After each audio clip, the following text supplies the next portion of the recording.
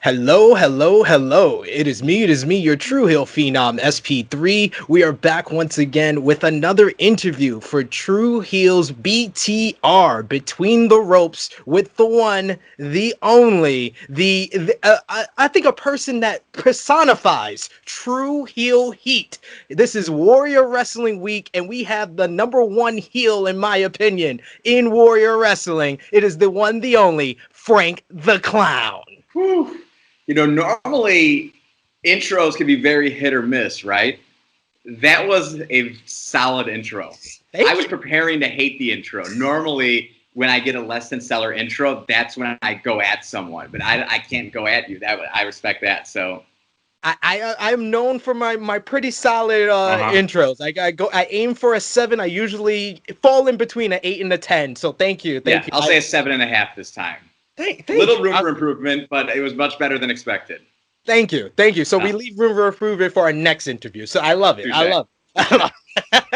So thank you for taking the time out today to interview for us. We are previewing Warrior Wrestling Friday Night Lights on Friday, August 7th. And you, sir, you call it the people's main event, as you will be in the corner of Robert Anthony as he goes for the Warrior Wrestling Championship title of Brian Pillman Jr. Yes. So first of all, the first thing I gotta ask is your managerial skills. Who do you kind of see yourself as a manager in professional wrestling? Because from the stuff I've seen of you, I did our preview with Steve of Warrior Wrestling. I called you this era's Jimmy Hart. I say that you have that kind of obnoxiousness and annoyingness, but you always put it into the advantage of the person you're in the corner of. But who do you see yourself as? Yeah, by all means, comparing me to a Hall of Famer is something I will never deny. I love Bobby Heenan growing up, and I'm being a heel per se. It's you had to be annoying. I'm very good at being annoying. Ask my girlfriend; she tells me I'm annoying every single day. So I'm accustomed to being able to get under people's skins and push their buttons easily, and I've been that way my whole life. Like even if I was playing Madden with my buddies like years and years ago, even to this day, like I'm the best shit talker there is. Like to me, in my circle, everybody knows like that I am the guy that will get under your skin and rattle you during any sort of competitive event. So now I've just carried this over into what I'm doing now, and I Paul Heyman is also someone that I like pride myself on because he's such a good talker, and I always am like, oh man, like I know I'm a good talker, but he's on another level when it comes to that. And he's been doing it for so long. So like Heenan and Paul Heyman, like any sort of animated, like just guy that can talk, but like he gets away. He always gets away in the end. Like he scurries away. He wants no physicality. I don't want any physicality if I don't have to have it. That's me. So I just compare myself to 3 Hall of Famers, which is very apropos. So I'm good with that. I love it. I love to hear it. And then since you mentioned you used to heal it up on Madden, to kind of make this a smooth transition. What is your favorite Madden of all time? Oh man, so I'm a LA Rams fan, diehard LA Rams fan, and back in the day, like the Madden 2000, 2001, the greatest show on turf was a force to be reckoned with. So I mean, I buy Madden every single year, literally, even if it's just an automatic purchase for me at this point. Even if the game doesn't change at all over the years, I still get it because I just have to. So I am really, really good at Madden, but like back like the PS2 days, I would probably say like Madden 2004, Michael Vick, when he was on the cover, Ray Lewis, around that era. Absolutely. I was ranked online like the top 1,000 in the US, and like I was like legit. I was winning tournaments, like little circuit tournaments around like the Chicagoland area and stuff like that. That was my prime. I'm still really good to this day, but when it transferred over to like the next gen consoles, I feel like I wouldn't say it lost. It's hard to put in words, but the actual functionality of the game, I feel like changed, and it wasn't as arcade style as it was then. So again, I'm still really, really good, but I miss those like mid 2000s. Like I still remember all the soundtracks and all that, and I played franchise mode and all that for hours. So those are some of my fondest memories. We're like kindred souls, man. Yeah. You said the perfect one. The Michael Vick cover, that was like the first Madden I remember loving. Yeah. I remember the one with the hit stick. I think it was 05. Yeah. The hit stick introduced. Yeah. You're a heel at my heart. I love it. So you have this clown persona. So, but what got you into like becoming Frank the Clown? So, long story short, there was a second clown once upon a time. His name is Dubs, one of my closest high school friends. And we had the idea to dress as clowns to a WWE show way back when. This is actually 2008. So, I've been essentially doing this for 12 years, which is either really cool or really sad, depending on who you ask. But so we were like, we wanted to stand out at a WWE show in the crowd. We're like, let's just do something funny, whatever. We threw out all these ideas. And then eventually he was like, let's dress up as clowns. But he wasn't too serious. And I was like, let's do it. So we went on Amazon and we bought like these horrible gaudy outfits. We bought like these big plastic shoes, gloves, hats, noses, everything. And we went to a SmackDown and ECW taping in Grand Rapids, Michigan. I think it was May 11th. I know what day it was. It was May 11th, 2008. And we called ourselves out. I was a junior in high school. So we called ourselves out of school. So I called him out as his dad. He called me out as my dad. We got in the car. We drove. Everybody like in high school knew that we were doing this. So it was a thing. And we drove, and Grand Rapids probably like 2.5, 3 hours from Chicago. So we drove out there. The trip in itself, getting out there, was one thing. But there goes Noelle. She's just driving away and didn't tell me where she's going. So we drove there, and again, we had like a flat tire on the way there. We didn't even think we were going to make it. Whatever. Long story short, we made it there. We had front row. We bought on StubHub, and we were full clown costume. And like we were on the television side. So like we were on TV the whole night, and like right away we were a hit. Because like if I were to see two clowns in a show, I'd be like, what the hell? So like right away we were getting reactions from the wrestlers. Right, the first one was Punk. I remember he was the opening match of the ECW taping. He's on the turnbuckle doing his pose. He's looking around. He stops and he's just like, huh? And we're like, yeah! And we were very rowdy back then too. So like we're really making it about us at this point. And so long story short there, like we had a great time. It was super fun. Like it was a hit with the crowd, it was a hit with the fans, it was a hit with the wrestlers. So then we kept doing it. And we really just kind of stayed within the Midwest. So like the Allstate Arena shows and like Indianapolis, Milwaukee. And then really it just like snowballed. And he grew up and became like a man. He's getting married and he might have kids soon. And I'm still clearly doing this. So I kept going more and more. And I really was going to a lot of shows over like 2011 to 2013. And really when social media was taking off too, and social media played a big part in it because there wasn't like, it was weird. There wasn't like fans with gimmicks. And now there's a lot of fans with gimmicks. Yeah. And I feel responsible for it in a weird way. Like I feel like I'm kind of weirdly the godfather of it. Which is cool. Like it's like, I feel like it maybe inspired people to like go to all these shows. I've slowed down since then for sure. But in that, like I was going real hard from like I said, 2011, 2013. I actually recently was like counting up the pay-per-views I went to, and I went to like 70% of the pay-per-views. Wow. In like that 3-year span. Like literally, like I was going to way more than I wasn't. And people just continue to recognize me. It's hard to forget it. I was building a social media presence, and that's like the origins of Frank the Clown. Yeah. I love it. It's a humble beginnings. So I know, yeah. So you're saying you've been a fan since like even your days in high school. What do you remember like the first big thing in wrestling that kind of caught your eye and just made you a fan from there on out?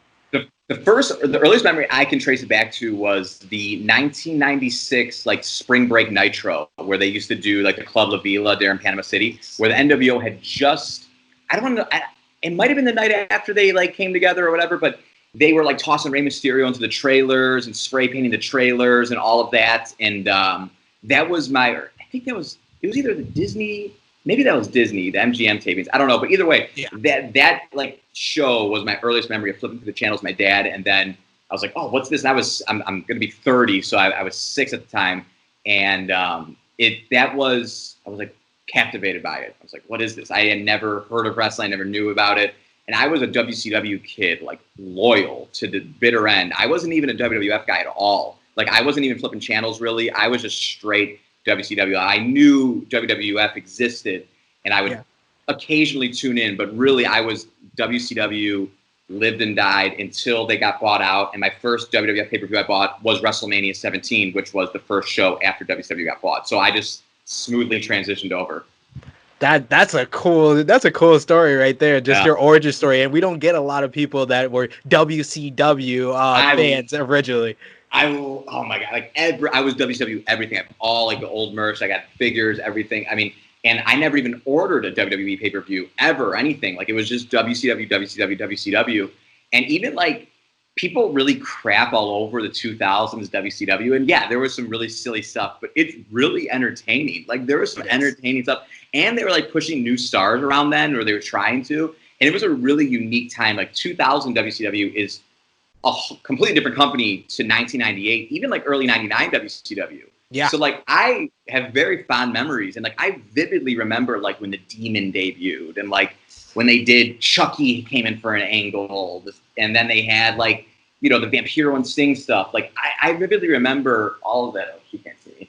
But yeah, WCW, I lived and died by, and I was very sad when it ended. I didn't fully understand it at the time, like when it was like, oh, the season finale of WCW, because it was 2001, so I was still young. But I knew like, okay, I think this is over. But I knew there was going to be a WWE follow-up with WWE. I just didn't know what, and then the invasion happened, and it was less than stellar, which is a story for another time. But yeah. Yeah, that I think we could do a whole like podcast on what the good and the bad, because a lot of people think there was only good. And they were working with a very limited roster too. Like Triple H was hurt, and they couldn't get a lot of big stars from WCW because they were just collecting the checks. So Hogan and Nash and Hall didn't come to the year later. Goldberg didn't want to be there. Sting didn't want to be there. So like they had Booker T, DDP. They didn't really do much with. And beyond that, of like top WCW guys, that was pretty much it. So it was like watered down, and it could have been so much more, but I appreciate that it happened. You know, it'll never happen like that again. Exactly. And it's the reason why you fell in love with professional wrestling. So that's the great. Yeah. So you consider yourself, you said, like one of like the trendsetters when it comes to like social media presence among like the wrestling community. What would you say is like the positives and negatives that social media has had on professional wrestling? Probably, I mean, it goes both ways, positive and negative, is that everybody is able to have an opinion. A very wise man said that having social media is like living in your house, but keeping your window open. People on the street can yell whatever they want into the window, and you can choose to listen to it, or you can slam the window shut and you don't have to listen to any of it. So now it's giving people a platform to say whatever they want with zero consequences. But also people use it in a good way too. There's obviously a lot of good in social media, but there's also a lot of bad. So it's cool because, like you said, like there's people, like it helps independent wrestling big time, right? Because without social media, a lot of these guys, like Warhorse, for example, probably wouldn't be on TV this past week, or like stuff like that. So it's allowed people to develop their characters when it comes to wrestling, and put out videos and tweet in character whatever you want, and interact with others and all that. So I find the good in social media, and I try to ignore and keep out the bad and don't acknowledge it. But yeah, I mean, social media has grown and gotten crazy now compared to what it was. I was a Twitter OG. Like I was on Twitter in like 2008, 2009. And you know, and it was like the Wild West back then compared to what it is now. But yeah, I think that if people use it to their benefit, it's a really, really cool and innovative thing that could benefit you. But if you don't, you just use it to just chirp at people or make comments on social media about, you know, people's girlfriends or whatever they want to say, creepy things, then to each their own. But there's better uses. Yes, it becomes the wild, wild west like that again. Yeah, it's like a cesspool then. Yeah. So you, like you said, you're into this independent wrestling world. We're here to talk about like Warrior Wrestling. What was your introduction to independent wrestling as a wrestling fan? Yeah, so I mean, I was going to indie shows like ROH's back like when I was in high school. So like the ROH would run Chicago Ridge, and I would go to those shows all the time. So I was seeing like American Dragon, Samoa Joe, and Cabana, and I just had missed the Punk era. I was just going when he was on the outs. So I was going to all those shows back then. And that was probably my earliest like independent wrestling. I wasn't really fully aware of like the smaller promotions in the areas. So to me, ROH was independent professional wrestling. And then obviously the older I got, I became more aware. And you know, I would go to some like shows around, like I was going to freelance shows a little before I became freelance's, you know, biggest star that they have currently. And a bunch of other like small independent promotions in Chicago. So I wasn't going to indie shows every weekend or anything like that. But like when a show like ROH was in town, I was going. And then if there was a draw that I was like, oh, I'll go to this one, I would go. But yeah, so indie wrestling has always been like a staple of my fandom as well. But again, I wasn't hitting up all the VFW halls every week and seeing, Dark Match Jones wrestle and, and stuff like that. So I feel you. I feel you. yeah. I agree with you. Like my introduction to indie wrestling was also Ring of Honor. I went to Final Battle 2006 Oh, with okay. Homicide versus Brian Danielson in the Yeah, main yeah. event in New York. That's where I'm based out of New Awesome. York. So I could definitely relate to you on that. What would you say is like the number one like independent wrestling like show or match that you saw live that kind of got you like to really fall in love with that side of the professional wrestling world? Man, that's tough. Oh man. Probably the one that jumps out to me, and I don't know if this is the one, but it's the first one that popped in my head, was Daniel Bryan and Nigel McGuinness. When they were doing their farewell tour, they were doing all those cities one after another on right before they both got signed. So they did like one of the farewell matches in Chicago, and I think like they had Bret Hart as a guest there as well. So he was, I don't know if he was involved in it or he was just doing a signing, but that was one that I remember jumping out. And I was like, whoa, like I'm seeing something like special here. Like these are two guys that are like on top of their game at the highest of highest levels. So that would probably be the one that jumps into my head first out of for memories per se. Love it, love it. I actually went to the very final There you go. Nigel versus Daniel Yeah. Bryan Danielson match in Hell New yeah. York, so I That's definitely was awesome. there with you at that time. So what was you say you're the number one star for Yeah. freelance wrestling, and Yeah. freelance wrestling is one of like the kind of the up and coming like promotions in my Yeah. opinion in independent wrestling in Chicago. How was your introduction to freelance and then segue into your introduction to Warrior Wrestling? So with freelance, back in late 2016, I was asked to be a part of their pre-show to do an interview to promote Holy Foley, which I was part of on the W Network. And an idea that came out of it was let's play with this crowd a little bit and see what happens. They're gonna hate you, Frank. So let's use it. I said, okay. And I always had aspirations and thoughts of I never had aspirations to be a wrestler, but I always had aspirations to be in the ring in some way and contribute to the business, whether it's a manager, mouthpiece, whatever you want to call it. So it was already in the back of my mind, and and I had the social media presence, and people didn't like me for a litany of reasons. So I did the freelance show. This was like September of 2016, and we did what was started as just a normal interview. And basically it was like I was unaware of what I was walking into. So they're interviewing me, crowds shitting all over it, and I'm just rolling with the punches. But we knew this was going to happen. So it's trying to be like a legitimate interview, but at some point I snapped and I just started going off on the crowd, and nobody else was in on it at all. Like none of the boys were in on it, nobody. So I'm going off and I'm, doing a, whatever you want to call a work shoot. And I still think it's like, it might be my best work I've done to this day, really. I'm so proud of it because it was really my first time cutting a live promo in front of a crowd. And I'm not phased like that at all. I'm weird. I don't get nervous. Like I see guys that are pacing back and forth before they go out and before right before the entranceway. And it's not like a knock on them, but like I am as calm can be. Like I'm just stoic standing there, and that's the way I handle it. I don't know but I was even like that night, but I put a lot of pressure on myself. So I'm like, I probably have one shot at this. And if I suck, I'm not gonna be taken seriously at all. But if I kill it, people will be like, oh, like he's not just the guy in the crowd. He can do more. So I felt like I killed it. I know I killed it. And actually then I was expected just to go home. That was it. And then Robert Anthony, and Ethan Page were in the main event that night. There was like the ego versus ego feud, and they were doing a cage match. It was like a year-long feud, and it was a blow-off. It was like last match. And they're like, we want you involved in the match tonight. And I'm like, okay, sure, I'll be in the main event. No big deal. And I was wide-eyed. Okay, I'll do whatever you want.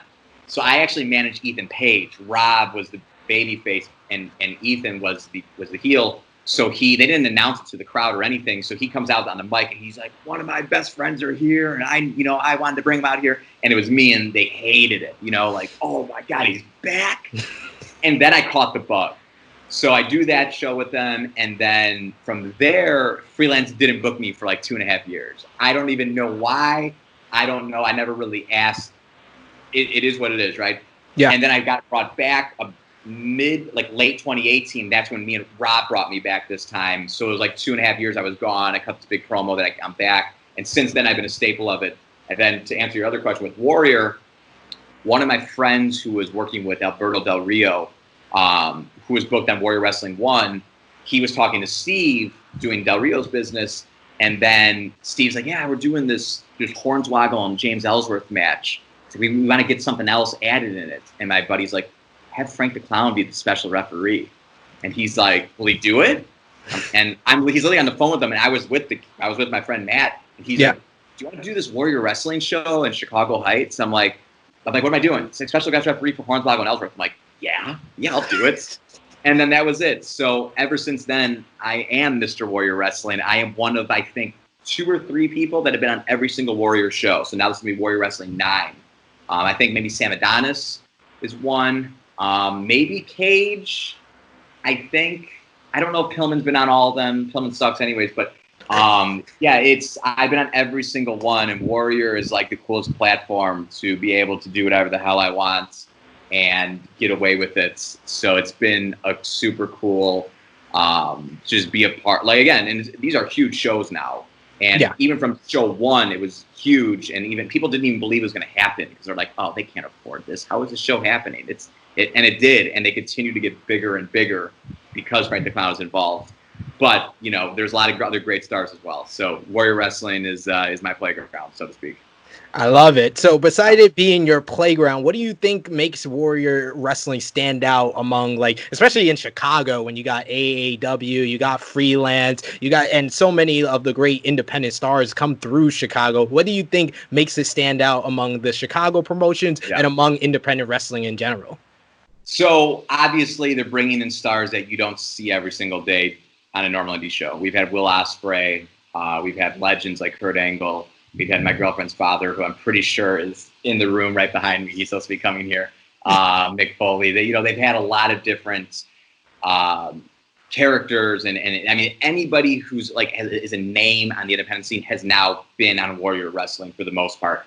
So yeah, I mean, Warhorse has been on. We beat Warhorse's ass a couple shows ago. Danhausen's been on. Alex Zane, we beat his ass. A bunch of guys. So it's a who's who of independent wrestling at this point. And I almost consider it, and I've been telling people it's like an all-star show. They're not every month. They're normally for a year. And because they're such loaded shows, it's pretty expensive. So you can't necessarily run them every month to that degree, but every 4 months they can pull it, or every 3 months they can pull it off, every quarter. So it has a little bit of everything for everyone. It's got like the crazy flippy indie wrestling, you're gonna see Alex Zane and Blake Christian, stuff like that. But then you're going to have big characters like myself or, you got Rob. And then you got like, these indie darlings like Pillman and, and then you got AEW stars like Cage and Archer. And so it's like a melting pot of all these different things into one. And it's just a unique atmosphere at the school. The production is top notch. They feel like a very big deal. I tell people too, it's not a traditional indie show. They cater in food. We have huge locker rooms. We get spread out. And they do a fan fest, and it's not a normal indie show. It's like in a weird class of its own. So to me in Chicago, it's hard to compare them like Freelance and AEW because they're so different. And to me, I think the Freelance locker room, put that locker room up against any independent locker room, like a core group in the country.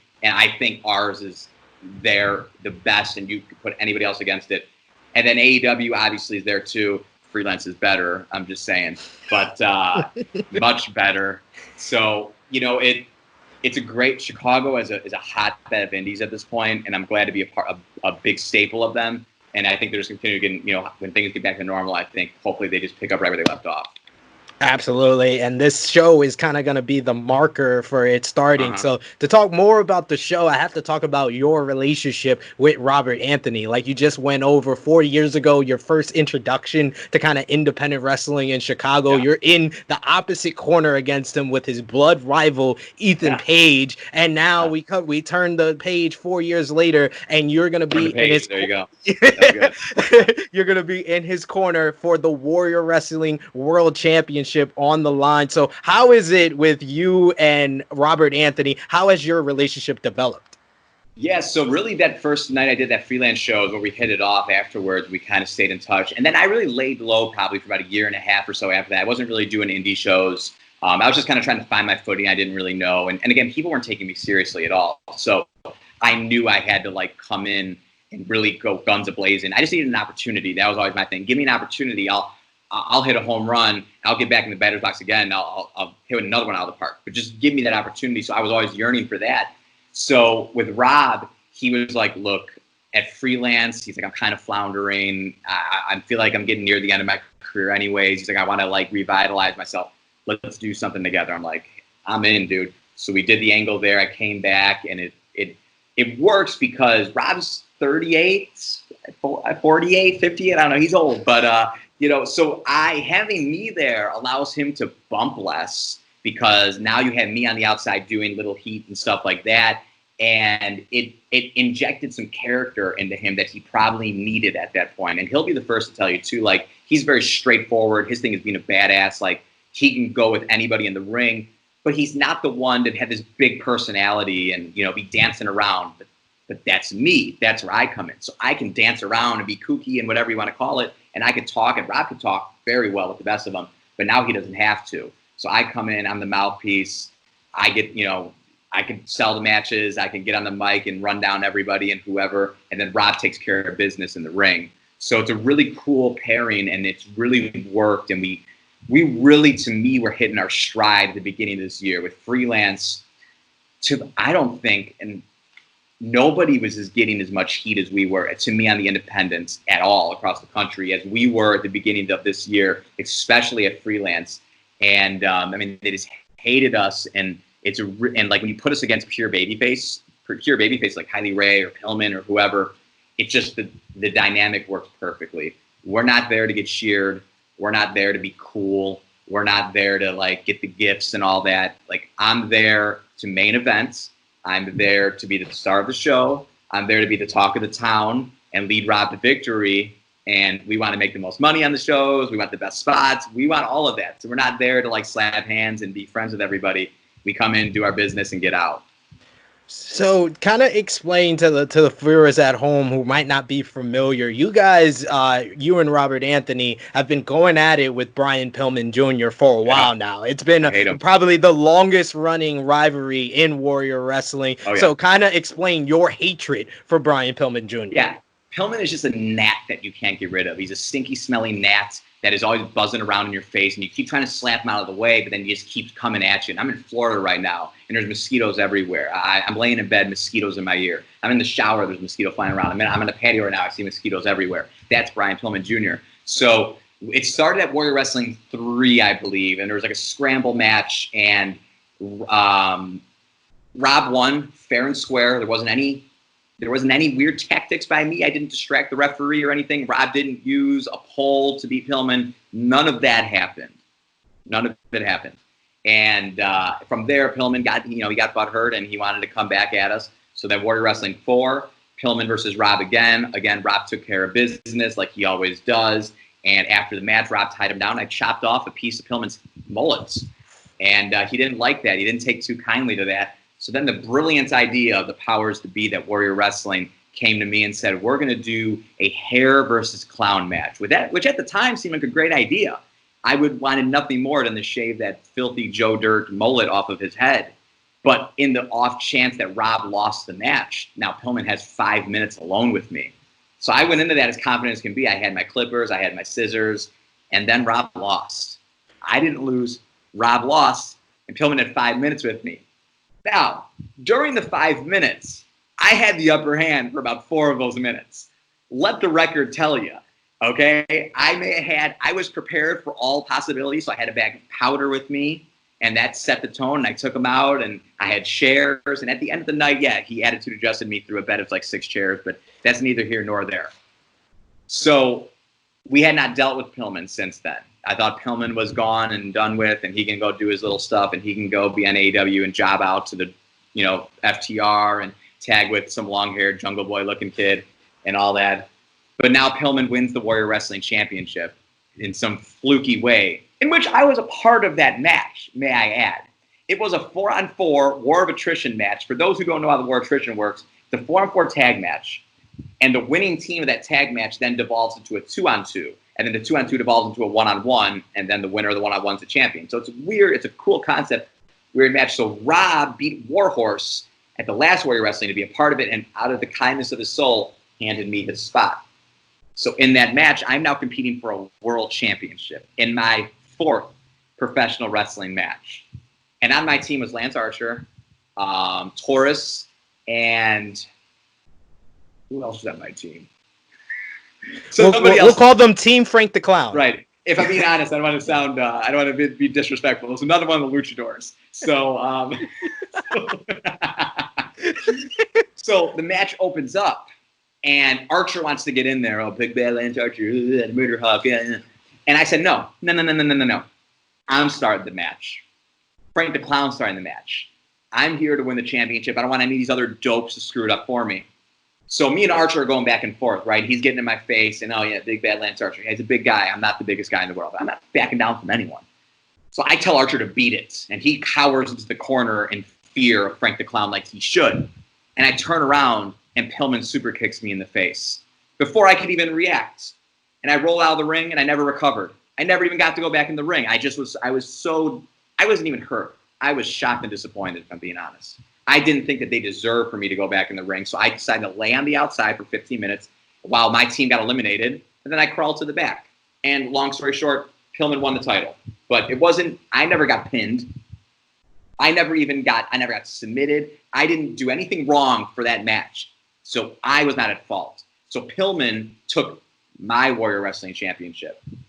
And now I have to take ownership of it via Robert Anthony. I am appalled by Pillman's actions. So basically giving you a sucker super kick, not even a sucker punch. Yeah, I turn around, and next thing I know, boots to the face, and I'm out of the ring, and it was awful. But you know what? I got to sit on the outside.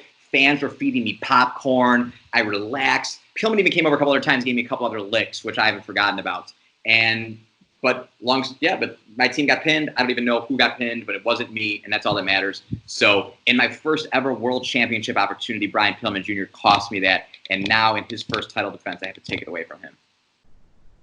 It's a long running story. I love the passion that you have in your hatred of Brian Pillman Jr. So tell the people why this is the people's main event. Besides it being for the Warrior Wrestling title, besides your hatred for Pillman, why is this the people's main event for Warrior Wrestling Friday Night Lights? Well, to me, first off, I don't even get out of the bed anymore unless it's for a main event or a world championship. That's just me. I'm not there to curtain jerk. I'm there to be at the last match of the show, or even if it's not the last match, for a world championship. But a world championship should be the last match in the main event. So if it's not, and they want to put Brian Cage and Jeff Cobb in the main event, I may have a word with the two of them. But we'll get there on next Friday. So people's main event, well, Pillman has his little legions of fans. They love Brian Pillman Jr. He's on social media, and he replies to all of them, and his daddy was a famous wrestler, and he's living on with the legacy, and he's gonna really make everybody in the wrestling community proud. We love Pillman. He's friends with Enzo, and he's on AEW Dark now, jobbing out week in and week out. It's great, and he's in the crowd, and he's headbanging with Warhorse. Oh, that's great. You're in the crowd headbanging with Warhorse. Well, guess what? I'm the main event. I'm not in the crowd anymore headbanging with anybody. I'm not in the crowd happy to be there. Pillman's happy to be there. I'm not. I want to be the star every single place and company I go, and I make sure that I am. So Robert Anthony also has been on AEW Dark, and he's been wrestling Jon Moxley and Brian Cage, Ricky Starks, Darby Allin, and taking them each to the limit. He took the world champion, Jon Moxley, 15 minutes. Brody Lee couldn't even do that on a pay-per-view. But Robert Anthony has. He's never been better. He's never been better than he is right now. And me and Rob have been separated for about 5 or 6 months. I haven't even seen the man because of the pandemic. But, I was a little salty. He didn't bring me along for the AEW matches. And, Rob takes care of his own things. That's fine. He lost all of his matches, and if I was there, he probably would have won them. But, again, neither here nor there. So now, I'm only getting out of my bed for world championships and main events. And Rob called me up and said, hey, Frank, Pillman Jr., Warrior Wrestling Championship. That's all I needed to hear. So the fact that I'm able to take away everything that Pillman loves next Friday is more than enough of a reason for me to drive up there, fly home from Florida. I might even have the coronavirus, Warrior Wrestling fans. Who knows? I'm in the epicenter of it. You better stay far away from me. Pillman better not lay a finger on me because he might get the coronavirus. He wouldn't want that because then he's going to miss out on his precious AEW 4-minute matches in which he's getting pinned and submitted. So I would hate for that to happen. So next Friday, the prophecy comes true. Mr. Warrior Wrestling is going to be Warrior Wrestling champion. And that's the only way it's going to end. So my final two questions for you. After this Friday Night Lights, when you're saying Robert Anthony, you're call, it sounds like you're making like a guarantee. It doesn't sound like I'm making a guarantee. I am making a guarantee that Robert Anthony and Frank the Clown will walk out with the Warrior Wrestling Championship because I wouldn't have left my house for anything less. So with that guarantee, what is next for Frank the Clown in the wrestling world? Because I don't think you're gonna be satisfied with just claiming the Warrior Wrestling Championship and being the #1 star for freelance wrestling. What is next for Frank the Clown? Well, you know, before the pandemic, at the next freelance wrestling show, Rob was going to be competing for the freelance championship against Craig Mitchell and Kylie Ray, in which we were going to win that one as well. So realistically, I see myself having all of these Chicago independent wrestling championships around my waist at some point here in the near future. But I'm not just stopping in Chicago. That's just one of the 50 states in the United States. I want to expand everywhere. I want to be a belt collector in New York. I want to be a belt collector down here in beautiful Florida. I want to be a belt collector out west in California. And at the end of the day, whoever the highest bidder is, whether it's AEW, WWE, Impact, I don't really want to go to Impact, but AEW, WWE, come and call Frank the Clown. They know Frank the Clown's number. Frank the Clown has done business with many of those in those companies. I am a WWE Network megastar. I had the highest viewed reality television show on the WWE Network of all time. AEW, all my boys are there. I got Cody on speed dial. I got the Bucks on speed dial. It's just a matter of when, not if, when. And whether it's down there in Jacksonville with my good brother, Uncle Tony Khan, Big Biceps Tony, or down with my homie Vince down in Stamford, one of the two are going to have to ante up to get Frank the Clown on their televisions every single week because the ratings are dying, my friend. 1.5 million for Monday Night Raw, 700,000 for AEW. There's one answer, one solution to that, and it's Frank the Clown. And I'll bring Robert Anthony with this time. He left me out to dry last time, but I guess I'll bring him with. So, reality show star, the #1 star for freelance, the manager of champions, the belt collector. You're doing so much, sir. I feel honored that you give me your time to interview. So I know you're dealing with the pandemic like the rest of the world, but this is Tru Heel Heat. I want to know if you've had time to kind of go back in time and watch any classic wrestling. And if you have, what has been like the #1 heel moment that you have witnessed in your time during the pandemic? So I went back and I watched the Punk and Undertaker feud leading up to WrestleMania 29. And I think you'll be pretty hard pressed to find a bigger heel moment than CM Punk bathing in Paul Bear's ashes and basically eating them. Yes. I don't think anything compares to that, compared to what I've been watching recently. So that's the one that jumps out at me for sure. And Punk is my #1. I believe you're wearing his shirt currently. It's a Tru Heel style. Oh, okay. Tru Heel style. Yes. Of course. Yes. Punk is my hero, my idol, everything. I love that guy to death. He's the best. And there's few heels better than him. When he's on and he's like all in for it. So that Undertaker feud was really his last heel run that he had, because when he came back after WrestleMania match, he was a face again. So that pouring a man's ashes all over your body probably qualifies you as heel heat there. Oh, absolutely. That is guaranteed heel heat. And you being a fan of Punk, it makes sense why you garnered that heat so well, sir. I learned from the best. So tell the people at home where they can follow you online, and any last words about Warrior Wrestling Friday Night Lights. So you can follow me at Frank WWE Clown. I am trying to get my Twitter name changed to make it more generic and remove the company name because they don't deserve my free publicity until they start sending the checks. But regardless, for now, in the interim, at Frank WWE Clown on Twitter and Instagram. I'm more of a Twitter guy. Instagram more for girls taking selfies, but I'll put some on there sometimes when I'm feeling myself. So with that said, next Friday, Warrior Wrestling, Marian Catholic High School. If you can't be there and you're scared of the pandemic, which I can understand because, again, I'm coming from Florida and I'm flying home this week. So I am just ripe for the virus. Oh, I'm supposed to do a 14-day quarantine, but whoopsies. But yeah, but if you can't be there, it's streaming on Fight TV live. I think it's going to be on demand at High Spots afterwards. Yeah. I believe it normally is. All the other Warrior shows are on High Spots currently. So if you want to go back and get your fix of Frank the Clown taking care of business like he always does, they're on there. Just don't watch Warrior Wrestling 6 because that's when I did the stuff with my girlfriend's father, Mick Foley, and it didn't end well for me. So just skip that show if you're going to skip one. But besides that, all of them are great, and this week will be like none other. So again, Under the Lights.